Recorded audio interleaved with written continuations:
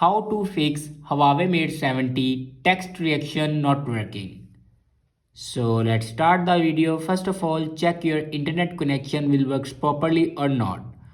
After checking your internet connection, then open settings and scroll down and click on apps. And then again click on apps. Now scroll down and find messages app.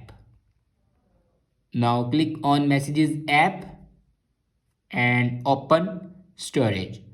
Now here you can clear the data and cache. After clear data and cache, then go back to the main page of your settings and scroll down in last and click on system and updates and click on software update. Now here you can check your latest version will be updated or not. If it doesn't update to latest version, then update it to latest version. After that, your problem will be fixed. I hope this video is helpful for you. Thanks for watching.